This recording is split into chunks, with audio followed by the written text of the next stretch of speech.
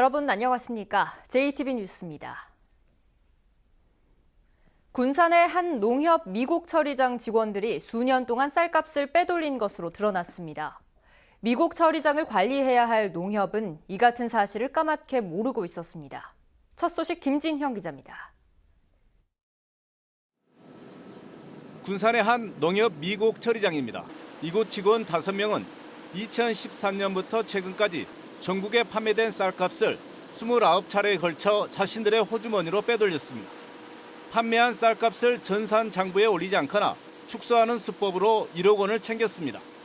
또 농민들로부터 사지도 않은 쌀을 산 것처럼 서류를 조작해 2차례에 걸쳐 5천만 원을 횡령하기도 했습니다. 이곳 미국 처리장 직원들이 횡령한 금액이 모두 1억 5천만 원이 넘습니다. 심지어 경영 성적을 높이기 위해 판매 실적마저 부풀리는 것도 서슴지 않았습니다.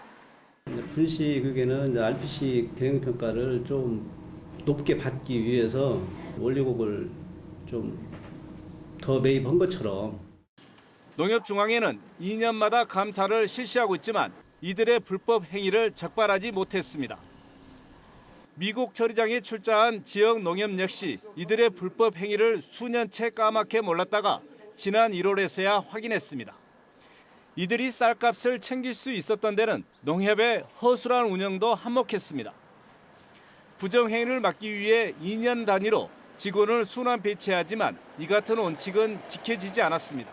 일반 판매라는 부분은 인적 구조가 좀 구성이 돼야 되거든요. 규정대로 사실상 해야 되는데 그런 어려움이 농협별로 다 마찬가지예요. 부실한 운영에 허술한 감사까지 겹치면서 농협 곳간이 줄줄 새고 있습니다. JTB 뉴스 김진영입니다. 음주운전을 하다 적발된 직원들의 얼굴 사진을 담은 전단지 10만 장을 만들어 배포한 업체가 있습니다. 한 식자재 마트에서 실제로 벌어진 일인데요. 명예훼손 혐의로 경찰이 수사에 들어갔습니다. 정원익 기자가 보도합니다. 지난 1월 한 대형 식자재 마트가 만든 제품 홍보 전단지입니다. 아래쪽을 보니 음주운전에 적발돼 면허가 정지된 직원들이라며 2명의 얼굴을 떡하니 걸어놨습니다. 직원들이 제발 얼굴을 내지 말아달라고 사정했지만 공개 수배한다고 적었습니다. 이렇게 만들어진 전단지만 모두 10만 장. 전북과 전남의 식당과 곳곳에 홍보용으로 뿌려졌습니다. 진짜 죽고 싶었어요. 그때 스트레스 너무 받더라고요. 솔직히 이런 일들이 힘든데 뭐 범죄자처럼 사람이 그렇게 죽여버리니까. 한 직원은 많은 사람들이 자신을 알아보는 데다 부모님마저 알게 되자 2달 전 결국 마트를 그만뒀습니다. 사회생활에도 어려움을 겪고 있습니다. 이 마트는 지난해에도 금연구역에서 담배를 피다 걸리거나 업무상 실수를 한 직원들 사진을 전단지에 담아 뿌렸습니다. 마트 측은 직원들의 동의를 받았다고 주장했습니다. 다 했는데 안 쪽팔려요 하면서 그냥 넘어갔거든요. 동의한다고 판단은 확실했죠. 퇴사한 직원은 명예훼손 혐의로 경찰에 고소했고 경찰은 마트 관계자들을 불러 조사하고 있습니다. JTB 뉴스 정원익입니다. 더불어민주당의 공천 작업에 대해 일부 후보들이 반발하며 파열음이 이어지고 있습니다. 경선에 문제가 있다며 재심을 신청하거나 법원에 가처분 신청을 내는 경우도 적지 않습니다. 하원호 기자의 보도입니다. 민주당 부안군수 경선에서 1.89%포인트 차이로 2위를 한 김성수 후보는 여론조사에 명백한 하자가 발견됐다고 주장했습니다. 민주당 단체장 경선 여론조사는 권리당원 50%와 일반 군민 50%를 합산하는데 권리당원 가운데 일부가 한 번은 당원 투표로, 한 번은 일반 주민 투표로 전화를 받아 2차례 투표했다는 겁니다. 모든 민주적인 투표에서 엄격히 금지하고 있는 1인 2투표 행위다. 민주당은 통신사가 주민 대상 안심번호를 무작위 추출할 때 당원이 포함될 수 있지만 모든 후보가 같은 조건이라는 입장입니다. 중복 가능성을 100% 잡아내기는 어렵지만 이게 당락에 영향을 미치기는 어려울 것으로 보고 있다. 김성수 후보는 재경선을 요구하며 중앙당에 재심을 신청했습니다. 민주당의 공천 작업이 막바지로 향하면서 이처럼 재심 신청 사례가 줄을 잇고 있습니다. 지금까지 재심을 신청한 후보는 김춘진 도지사 예비 후보를 비롯해 박재만, 유희태, 김성수, 장종일 후보 등 모두 5명. 상대 후보의 불법 행위와 도덕성을 문제 삼아 경선 배제를 요구하거나 경선 결과를 승복할 수 없다는 내용입니다. 또 전주의 이현웅, 익산의 전한수 후보는 경선 절차나 과정에 문제가 있다며 경선 중지 가처분 신청을 내기도 했습니다. 민주당이 높은 지지율을 이어가고 있지만 매끄럽지 못한 경선 절차로 인해 파열음이 끊이지 않고 있습니다. JTB 뉴스 하원호입니다. 민주당에 이어 도내 야권도 잇따라 후보자 공천 절차에 속도를 내고 있습니다. 여당에 비해 후보난에 시달리고 있지만 어려운 가운데서도 경쟁력 있는 대항마를 찾기 위해 고심하고 있습니다. 이승환 기자입니다. 민주평화당 전북도당이 후보자에 대한 면접을 시작으로 공천 절차에 착수했습니다. 지금까지 평화당에 공천을 신청한 사람은 정원율 익산시장 등 시장군수 후보 12명과 도의원 후보 15명, 시군의원 후보 44명으로 야권에서는 그래도 형편이 가장 낮습니다. 평화당은 면접을 거쳐 단수 후보를 조속히 확정한 뒤 전략 지역과 후보가 없는 지역은 추가 공모에 나설 계획입니다. 전주를 비롯한 군산, 익산 시장 후보 같은 경우에는 후보자의 여론조사 지지율이 5% 미만일 경우에 후보들에게 문호를 개방해 놓은 상태에서 2차 후보자를 받을 수 있습니다. 정의당도 공직 후보자를 선출하기 위한 당원 찬반 투표를 시작했습니다. 권태용 도지사 후보 등 도의원과 시군의원 공천 신청자 18명에 대한 공천을 확정한 뒤 추가 발굴에도 힘을 쏟을 예정입니다. 일부 지역의 시 비례 후보, 그다음에 광역 후보, 그다음에 도 비례 차순 이런 분들께서 좀 준비하고 계신 분들이 있어서 최종적으로 발굴이 되면 2차 투표를 진행할 예정이고요. 후보난으로 상대적으로 일정이 뒤처진 바른미래당과 자유한국당도 당의 공천 기준이 마련되는 대로 후속 절차에 나선다는 계획입니다. 6.13 지방선거가 어느덧 50여일 앞으로 다가온 가운데 각 당은 공천 절차를 본격화하며 선거 준비에 속도를 내고 있습니다. JTB 뉴스 이승환입니다. 민주당의 장수군수 공천 절차가 또다시 연기됐습니다. 민주당은 어젯밤 공천관리위원회를 열어 장수군수 경선 후보를 확정할 예정이었지만 장수군민 30여 명이 찾아와 특정 후보를 경선에 포함할 것을 요구했고 이 과정에서 위원들이 당사를 떠나 정족수 부족으로 회의를 열지 못했습니다. 민주당 공관위는 도당 차원에서 장수군수 경선에 대한 결론이 나지 않을 경우 중앙당에 올려 결정하도록 하는 방안도 검토하고 있습니다. 전주시가 그동안 이전 부지를 찾지 못해 고심해왔던 전주대대를 항공대 옆으로 옮기는 방안을 추진하고 있습니다. 주민들은 항공대에다 이제는 전주대대까지 옮기려 한다며 크게 반발하고 있습니다. 오정현 기자가 보도합니다. 전주시 조촌동에서 항공대 이전 공사가 진행되고 있습니다. 바로 옆에 있는 마을에는 사격장 이전을 반대한다는 현수막이 걸려 있습니다. 전주시가 항공대 옆으로 전주대대를 옮기는 방안을 추진하면서 마을이 술렁거리고 있습니다. 외국 훈련장도 그래요. 여기 시방 농토가 저희는 이렇게 다 일해 먹고 사는 사람들인데 그게 들어오면 또 그만큼 땅을 또 가져가잖아요. 이게 엄청 지금 저희들은 피해가 난다고요. 조촌동 주민들은 전주대대와 광역 예비군 대대까지 항공대 옆으로 오게 되면 소음에 교통 혼잡 등의 피해까지 예상된다고 주장합니다. 또 전주시가 항공대 이전 과정에서 조촌동에는 추가로 군사시설을 이전하지 않겠다고 했던 약속을 지켜야 된다며 조촌동 이전을 백지화하라고 주장했습니다. 항공대가 들어오면서 전주시장이 우리 주민들한테 약속한 게 있습니다. 우리 조촌동에는 군시설은 절대 들어오지 않겠다고. 전주시는 올해 안에 국방부와 합의각서를 체결하고 본격적으로 이전 작업에 들어간다는 방침입니다.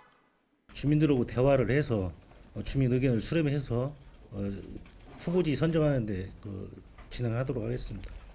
지난 2015년 완주군 봉동읍으로 옮기려다 주민들의 반대에 부딪혀 포기했던 전주시가 어렵게 이전 지역을 물색했지만 주민들의 반발이 거세 향후 이전 작업에 난항이 예상되고 있습니다.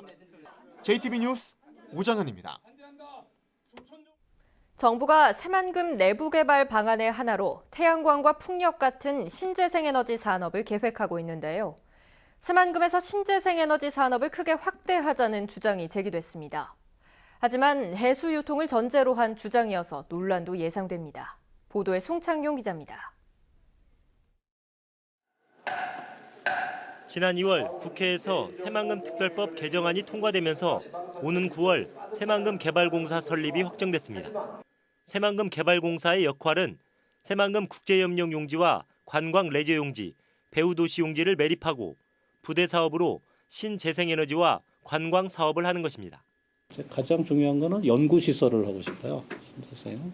그래서 종합연구소 형태로 해서 그렇게 돼야지 여기가 이제 새로운 신재생 분야도 신기술이 계속 적용이 되고 검증이 되고. 새만금에서 신재생에너지 산업을 단순히 여러 사업 가운데 하나로 추진할 것이 아니라 주력 산업으로 추진하자는 주장이 제기됐습니다.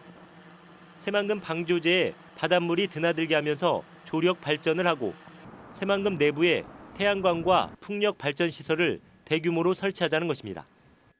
이를 통해 9기가와트 이상의 전력을 생산하면 신재생에너지 발전 비중을 20%로 높인다는 정부의 3020 계획에도 부합하고 관련 산업 육성에도 도움이 된다는 설명입니다.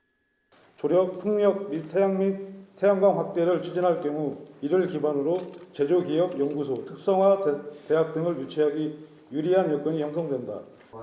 새만금 도민회의 준비위원회는 정부에 이를 위한 민관협의체 구성을 제안했습니다.